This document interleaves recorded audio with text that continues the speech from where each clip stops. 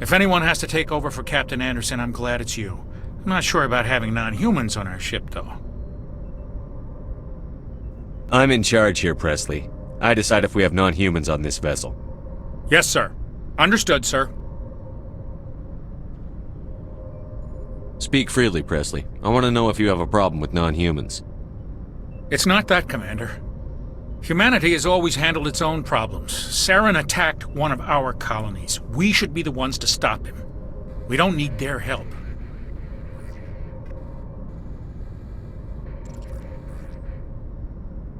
Some people think asking for help is a sign of weakness. That's just being stupid and stubborn. No matter how strong you are, allies can make you stronger. I guess so. Maybe I'm just stuck in the old ways of thinking. Don't worry, Commander. This won't be a problem. How did you end up assigned to the Normandy? I signed up with the Alliance as a navigator right out of school, following in my grandfather's footsteps, I guess. My first posting was on the Agincourt. We were at Elysium during the Skillian Blitz. A massive fleet of alien raiders hit the colony, trying to wipe it out. They had the numbers, but their ships were no match for an Alliance frigate. It was a slaughter. We couldn't even keep track of how many ships they lost. How'd you end up on the Normandy? I got my officer's commission after Elysium. Must have made an impression on the right people. Captain asked for me when he was picking his crew. Carry on, Presley. Yes, sir.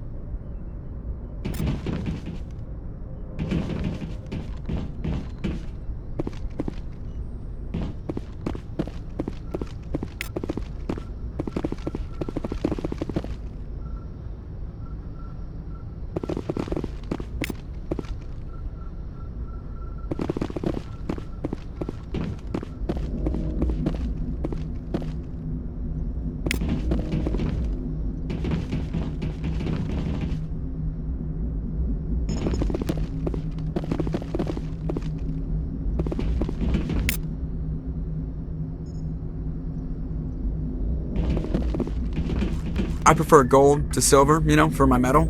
I figured you'd recommend me for one since I, pulled your boots out of the fire.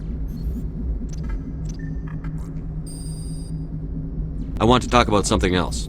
Oh, I get it. It's supposed to be a surprise. Don't worry. When they pin it on my chest, I'll pretend I had no idea it was coming. So, Commander, why don't you tell me why you're really here?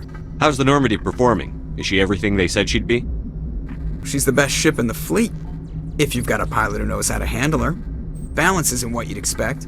Takes a while to get used to that oversized drive core we got stuffed in the back, and her power can sneak up on you if you're not careful. The Normandy's probably too much ship for your average Alliance pilot, Commander.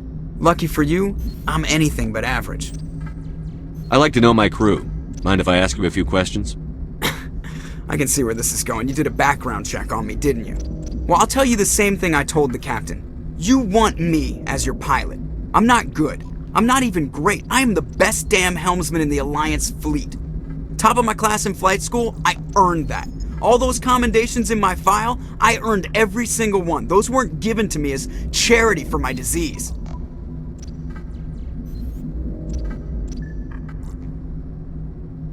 What are you talking about? Are you sick? You mean you didn't know? Oh, crap. Okay, I've got Vrolik syndrome, brittle bone disease. The bones in my legs never develop properly. They're basically hollow, too much force and they'll shatter. Even with crutches and my leg braces, it's hard to get around. One wrong step and crack! It's very dramatic. But I've learned to manage my condition, Commander. Put the Normandy in my hands and I'll make her dance for you. Just don't ask me to get up and dance unless, you like the sound of snapping shin bones. I need to know more about this Vrolik syndrome if I'm putting my ship in your hands. Yeah, of course you do. It's an extremely rare condition. Nobody knows exactly what causes it. Genetic, maybe. It's treatable, but there's no cure. They classify my case as moderate to severe. I was born with over a dozen fractures, hip, thighs, ankles. My bones were already breaking in the womb. 100 years ago, I wouldn't have survived past my first year. Lucky for me, modern medical science has turned me into a productive member of society. You're not going to break a bone trying to fly the ship, are you? I don't fly with my feet, Commander, so I'm fine as long as I'm in this chair. I gotta be real careful when I get up to take a piss, though. I can do my job as well as anyone on the ship. Better, actually. So don't worry about it. I'm not trying to make you uncomfortable. Let's talk about something else. Whatever you want, Commander. Why does everyone call you Joker? It's a lot shorter than saying Alliance Flight Lieutenant Jeff Moreau. Plus, I love to make little children laugh. I was just thinking how much you remind me of Santa Claus. Look, I didn't pick the name. One of the instructors in flight school used to bug me about never smiling. She started calling me Joker, and it stuck.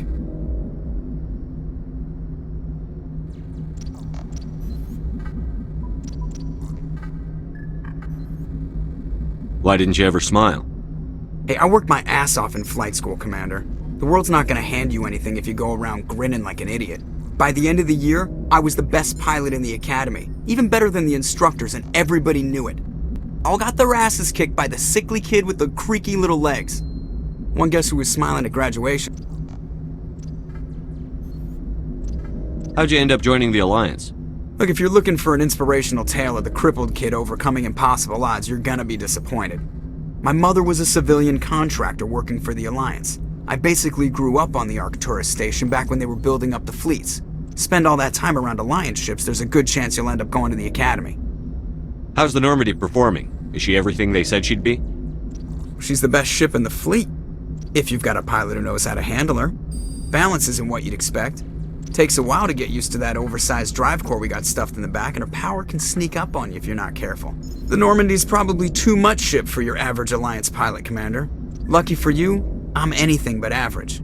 I have to go. Alright, see ya.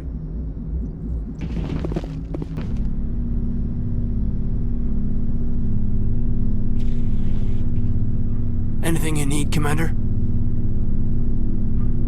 What's your opinion on the last mission? Dr. Tassoni. Seems like a sweet girl. Easy on the eyes. I mean, if you like the bookish sort. Any intentions there, Lieutenant? No, Commander. Just art appreciation. Just trying to get a sense of where the crew's at. Thoughts? Is this an official evaluation, Commander? Or off the record?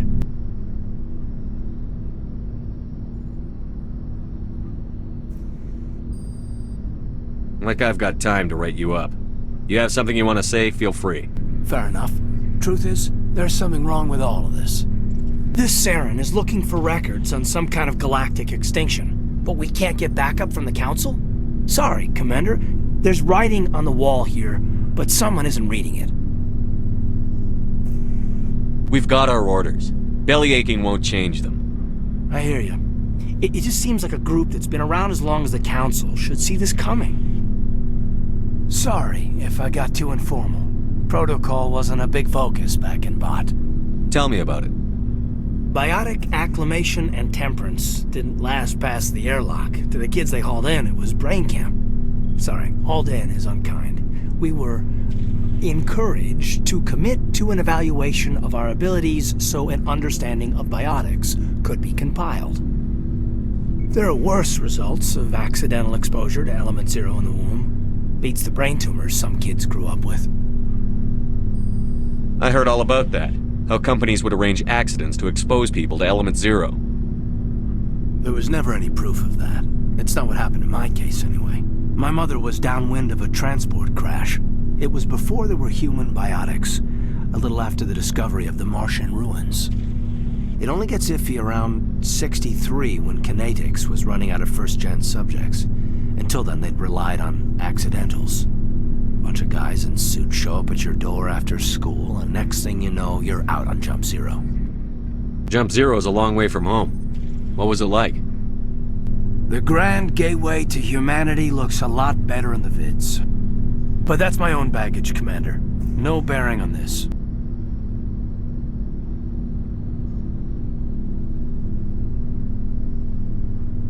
It's a big galaxy, Lieutenant. Who knows what will come in handy? If you say so, sir. Besides, I've got my past squared away. Yes, Commander? Is there something you need? How well do you know the Lieutenant? I'd never worked with him before this mission.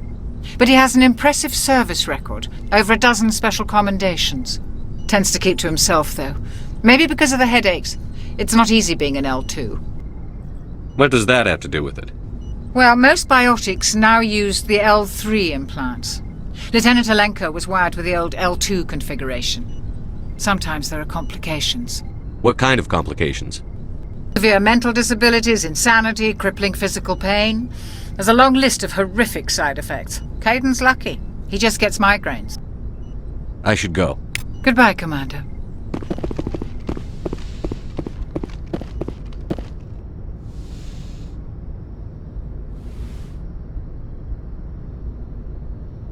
Commander, are you coming to check up on me?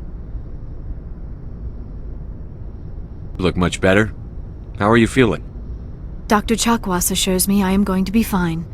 I was impressed with her knowledge of Asari physiology. Alliance medical personnel take courses in alien biology, just in case. I never properly thanked you for saving me from the Geth, Commander. If you hadn't shown up, I'm just glad we got there in time. So am I. I know you took a chance bringing me aboard this ship.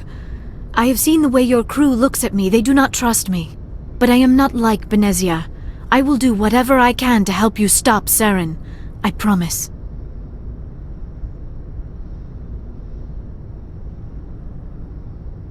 Don't worry, Liara. I trust you.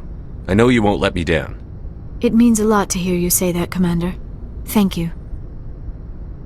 Tell me about yourself, Liara. Me? I am afraid I am not very interesting, Commander. I spend most of my time on remote digs, unearthing mundane items buried in long-forgotten Prothean ruins.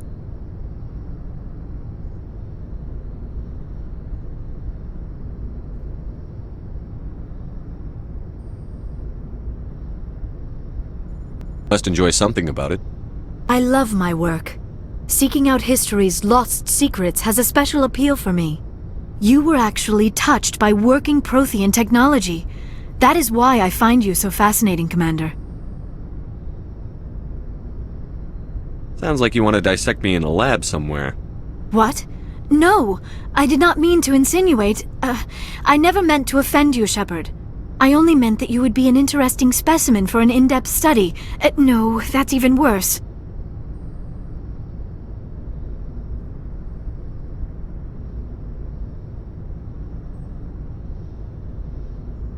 Calm down, Liara. I was only joking. Joking?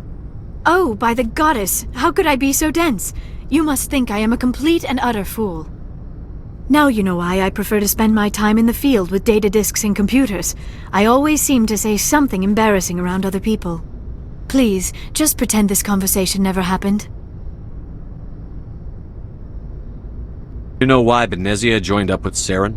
I don't understand it. She was always outspoken about the need for the Asari to become more involved in shaping galactic events. Maybe she thought allying herself with Saren would somehow be for the greater good in the long run. At least I hope so.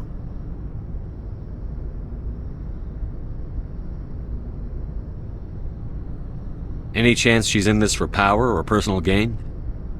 No, not the Benezia I knew. But I hadn't spoken with my mother in many years. She may have changed. I'd like to know more about the Asari. We were the first species to discover the Citadel. We were instrumental in forming the Council, and we always strive to be the voice of peaceful cooperation in galactic disputes. My people believe we are all part of a single galactic community. Each species contributes something to the greater whole. Although we seek to understand other species, it seems few of them seek to understand us. The galaxy is filled with rumors and misinformation about my people. Like what? Most of the inaccuracies are centered around our mating rituals. My species is monogendered. Male and female have no real meaning for us. We still require a partner to reproduce. This second parent, however, may be of any species and any gender. I don't understand. Your species can mate with anyone? Mating is not quite the proper term, not as you understand it. Physical contact may or may not be involved, but it is not an essential element of the union. The true connection is mental. Our physiology allows us to meld with other beings. We can touch the very depths of their minds. We explore the genetic memory of their species. We share the most basic elements of their individual and racial identities. We then pass these traits on to our daughters. It is how we learn to grow as a species and how we develop a greater understanding of other races. What happens to your partner after the union? Every relationship is different. Some unions are a single encounter with both parents parting ways afterwards. Others can be more long-term. Sometimes an Asari and her partner will stay together for many decades. You Asari live for 1,000 years. What happens when your partner dies? Few sapient species live as long as my kind. We have learned to take a philosophical approach to our unions. We do not focus on the inevitable loss of our partners. Instead, we enjoy the time we spend with them. And even after they're gone, a part of them lives on in us. The union is a connection that transcends both time and space. Do you know who Matriarch Benezia chose as her partner? She rarely spoke of her partner. Though I know my father, if you want to use that term, was another Asari. Benezia never told you her partner's name? Union with our own kind is no longer common, not for the purposes of reproduction. Most Asari believe it weakens our species. Asari daughters inherit racial traits from the father species. If both parents are Asari, then nothing has been gained, or so conventional wisdom would hold. I am what is sometimes called a pureblood, though no Asari would ever be cruel enough to say the word to my face. It is a great insult among my people. It is possible Benezia's partner was embarrassed by their union. She may have been too ashamed to publicly acknowledge me as her offspring.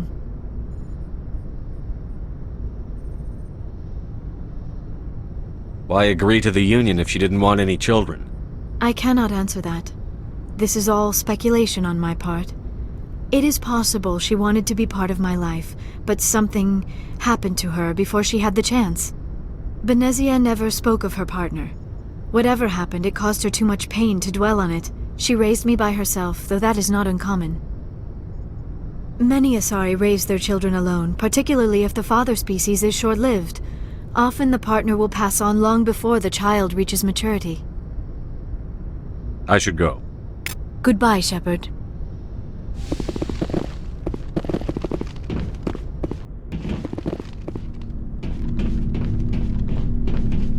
Shepard, what can I do for you? What's your story, Rex? There's no story. Go ask the Quarian if you want stories. You Krogan live for centuries. Don't tell me you haven't had a few interesting adventures. Well, there was this one time the Turians almost wiped out our entire race. That was fun. They tried the same with us, but we fought them off. It's not the same. It seems similar enough to me. So your people were infected with a genetic mutation? An infection that makes only a few in 1,000 children survive birth? And I suppose it's destroying your entire species? I suppose it isn't all the same. I don't expect you to understand, but don't compare humanity's fate with the Krogan. Sorry, Rex. I wasn't trying to get you upset. Your ignorance doesn't upset me, Shepard. As for the Krogan, I gave up on them long ago. The genophage infected us, but it's not what's killing us.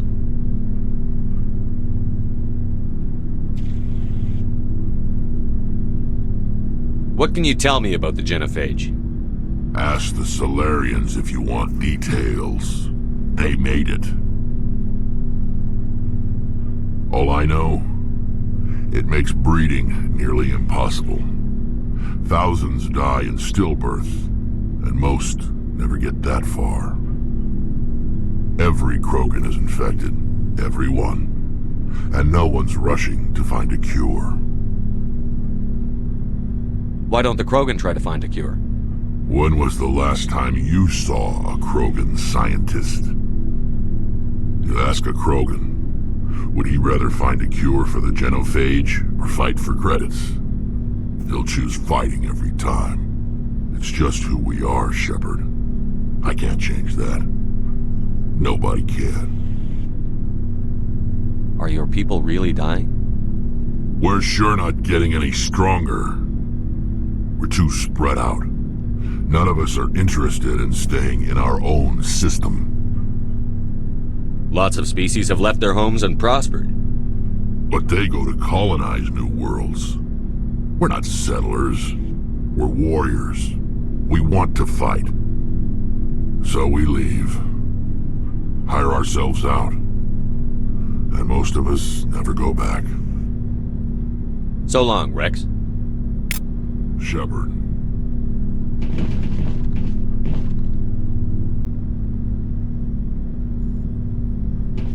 Commander, you have a minute to talk? Is this duty-related, Chief? No, sir. Well, maybe. I know things are different aboard the Normandy, but I'm concerned about the aliens, Vakarian and Rex. With all due respect, Commander, should they have full access to the ship? Don't mince words, Chief. What's your concern? This is the most advanced ship in the Alliance Navy. I don't think we should give them free rein to poke around the vital systems. Engines, sensors, weapons.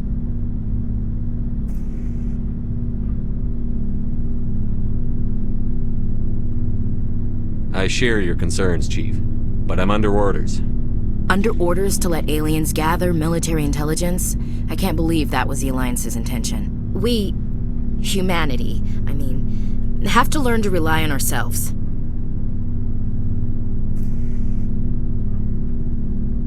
Standing up for ourselves doesn't mean standing alone. I don't think we should turn down allies. I just think we shouldn't bet everything on them staying allies.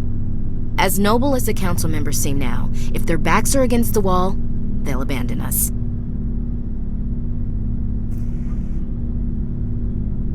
The Council's had a grudge against us since the First Contact War. I don't think it's a grudge. I think it's... Look, if you're fighting a bear and the only way for you to survive is to sick your dog on it and run, you'll do it. As much as you love your dog, it isn't human. It's not racism, not really. Members of their species will always be more important to them than humans are. You sound like one of those Terra Firma party pamphlets, Chief. Terra Firma is a pack of jackals. The founders had ideals. These days they just play off xenophobia and bigotry. I hope my reasons are more rational. My father, grandfather, great-grandmother, they all picked up a rifle and swore the oath of service. I guess we just tend to think of Earth's interests as our own.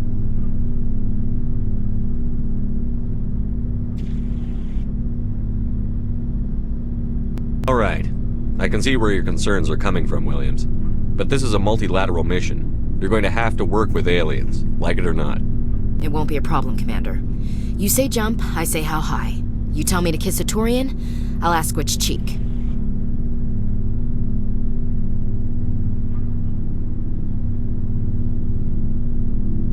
I don't think kissing Turians will be necessary. You never know, Commander. What's your opinion on the last mission? Not sure I buy Dr. Tassoni's story about her and her mom not talking. They're family, right?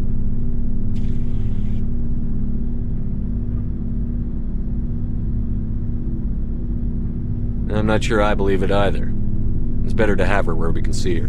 That makes sense. Too bad those ruins got destroyed. They lasted thousands of years. That's impressive. What's your opinion on the last mission? Not sure I buy Dr. Tassoni's story about her and her mom not talking. They're family, right? I'm not sure I believe it either. It's better to have her where we can see her. That makes sense. Too bad those ruins got destroyed. They lasted thousands of years. That's impressive. We'll talk later, Williams. Looking forward to it, sir. Commander, nice work out there. I knew working with the Spectre would be better than life at CSEC. Have you worked with a Spectre before? Well, no, but I know what they're like. Spectres make their own rules. You're free to handle things your way. At CSEC, you're buried by rules. The damn bureaucrats are always on your back. Being a Spectre does have its advantages. Exactly my point. If I'm trying to take down a suspect, it shouldn't matter how I do it, as long as I do it. But CSEC wants it done their way. Protocol and procedure come first. That's why I left. So you just quit because you didn't like the way they do things? There's more to it than that. It didn't start out bad, but as I rose in ranks, I got saddled with more and more red tape. C-Sec's handling of Saren was typical. I just couldn't take it anymore. I hate leaving.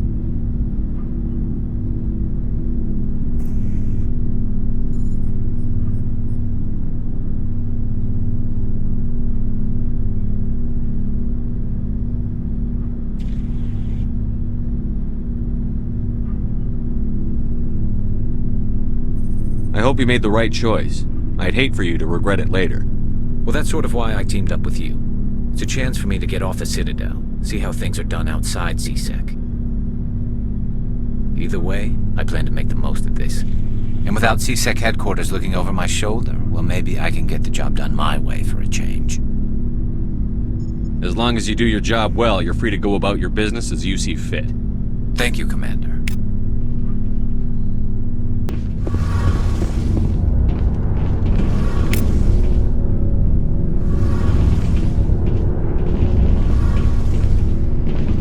Hey, Commander, you know that Quarian, Tali? She's been spending all her time down here asking me about our engines. I'll tell her to leave you alone. What? No, she's amazing. I wish my guys were half as smart as she is. Give her a month on board and she'll know more about our engines than I do. She's got a real knack for technology, that one. I can see why you wanted her to come along.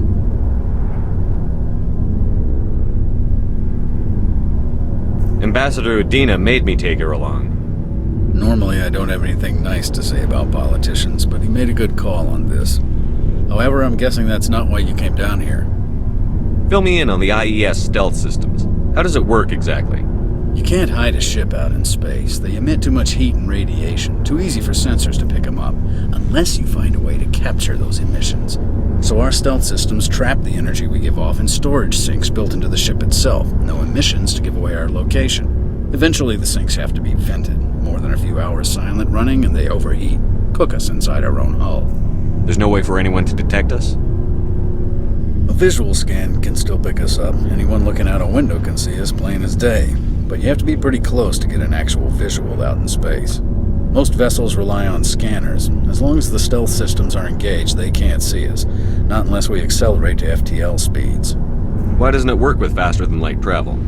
Cranking up to FTL blue shifts our emissions, pushes them into frequencies too high to capture in the sinks. As soon as we make the jump, it's like setting off a flare.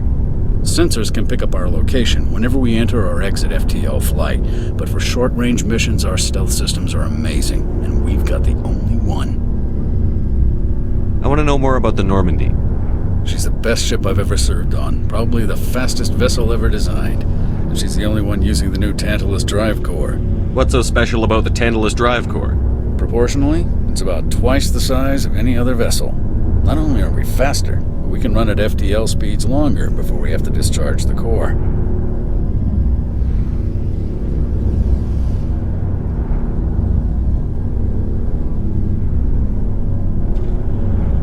Where else have you served, Adams? If you name a class of Alliance ship, I've probably served on it. Everything from dreadnoughts and carriers right down to frigates like the Normandy. My last assignment was on the Tokyo, only a cruiser, but she was a good ship. Couldn't hold a candle to the Normandy, though. Fill me in on the IES stealth systems. How does it work exactly? You can't hide a ship out in space. They emit too much heat and radiation, too easy for sensors to pick them up, unless you find a way to capture those emissions. So our stealth systems trap the energy we give off in storage sinks built into the ship itself. No emissions to give away our location. Eventually the sinks have to be vented. More than a few hours silent running and they overheat. Cook us inside our own hull. There's no way for anyone to detect us? A visual scan can still pick us up. Anyone looking out a window can see us plain as day. But you have to be pretty close to get an actual visual out in space. Most vessels rely on scanners. As long as the stealth systems are engaged, they can't see us. Not unless we accelerate to FTL speeds. Carry on, Adams. Aye, aye, Commander. Ship's amazing, Shepard. I've never seen a drive core like this before. I can't believe you were able to fit it into a ship this small. I'm starting to understand why you humans have been so successful. I had no idea Alliance vessels were so advanced. I don't like the idea of aliens studying the architecture of Alliance ships. We're on the same side here. My people have more reason to hate the Geth than anyone, remember? But you can't blame me for being a little excited. I never dreamed I'd get a chance to travel on a ship as advanced as the Normandy.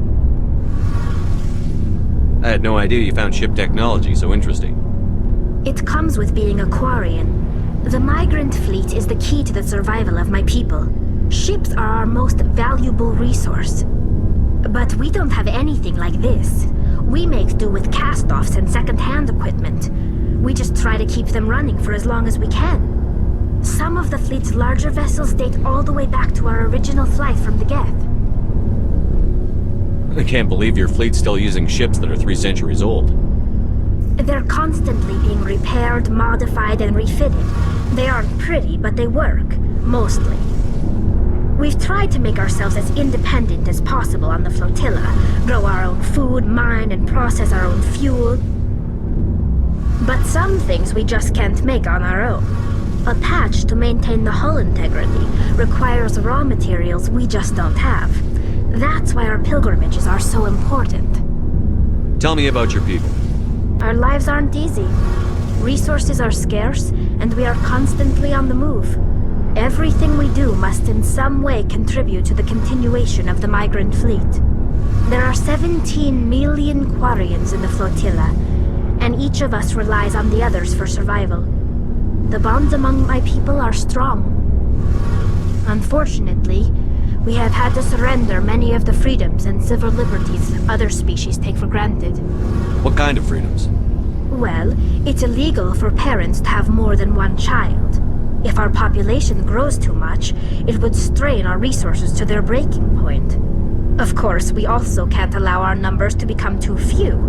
If our population is in decline, the rule against single births is temporarily repealed. In extreme cases of population decline, incentives are even offered to encourage multiple births, though the Conclave hasn't had to take such measures in nearly a century. That's your government. The Conclave is our civilian branch of government. Each ship can elect a representative to serve on the Conclave and make decisions that affect the fleet as a whole. On matters that affect an individual ship, however, the captain has the final say. It's a tradition that dates back to the early days, when the fleet was governed by martial law. Fortunately, most captains nowadays are smart enough to have an elected council from their crew to give them advice and guidance. So the ultimate power rests with elected officials. In practice, the Conclave and the respective council for each ship tend to set the rules that govern our daily lives. But in theory, we are still under military jurisdiction. The 5 top-ranking military officials in the fleet serve on the Admiralty Board. These 5 have the power to overrule any decision by the Conclave in case of emergency. To do so requires unanimous agreement among the Admiralty, and they can only do this once. After that, the entire board must resign their posts. It's a safeguard that served us well. In nearly 3 centuries, the Admiralty Board has only overruled the Conclave 4 times. I want to know more about the Geth. I doubt I can tell you anything you don't already know. It's been almost 3 centuries since they drove my people into exile. All I know is the story of their origins, what they were when we created them, and how they turned on us. Interesting. The Geth were originally created to serve as an automated manual labor force. Initially, their intelligence was as limited as any VI. Over time, we made small modifications to their programming to allow them to perform more varied and complex tasks, bringing them closer and closer to true AI status.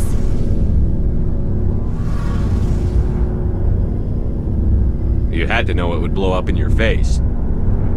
The changes were so insignificant, so gradual, that we were able to control them. Or so we thought. But one thing we underestimated was the power of the neural network. 1 million Geth thinking simultaneously created an inherently unstable matrix. What made them rebel? As we built more and more Geth, their effective intelligence became more sophisticated, more abstract. One day, a Geth began to ask its Quarian overseer questions about the nature of its existence. Am I alive? Why am I here? What is my purpose? As you can imagine, this caused a near panic among my people. What did you do? It was inevitable the newly sentient Geth would rebel against their situation. We knew they would rise up against us, so we acted first. A general order went out across all Quarian-controlled systems to permanently deactivate all Geth. The Geth responded to this order violently.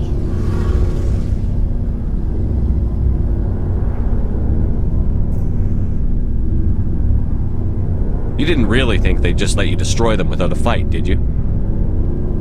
The hope was that most of the Geth would still be little more than machines, incapable of organized resistance.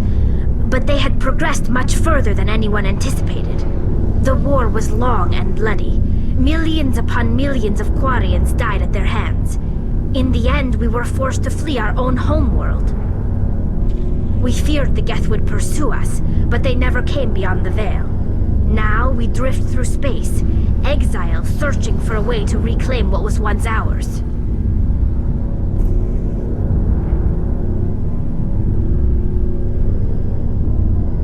It's hard to feel sorry for you. Your ancestors tried to wipe out another species. We made a mistake when we created the Geth in the first place, but we did not make a mistake when we went to war against them. If we had not acted, they would have wiped us out. They're a synthetic life form. They have no use for organics. None. Why do you think they cut themselves off from the rest of the galaxy? Why do you think they've killed every organic being who's ever tried to contact them? Didn't kill Saren. What does that tell you? The Geth are not innocent victims in all this. They're the enemy. They want to destroy us. Not just the Quarians. All organic life. That's why they've joined up with Saren. And that's why we have to stop him. I want to know more about the pilgrimage. When my people reach maturity, we leave our birth ships and seek acceptance with a new crew. It's necessary to maintain genetic diversity among the fleet.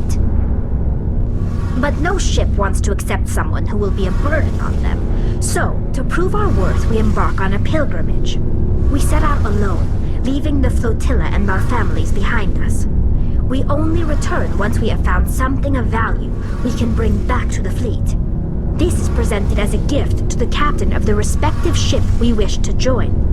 If the gift is accepted, we are welcomed into the crew.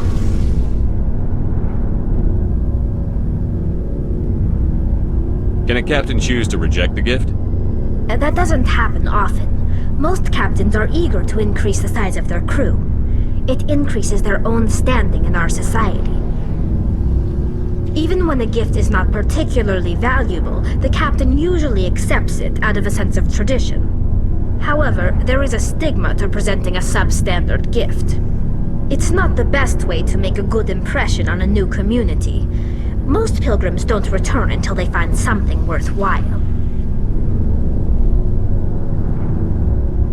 I want to talk about something else. Like what?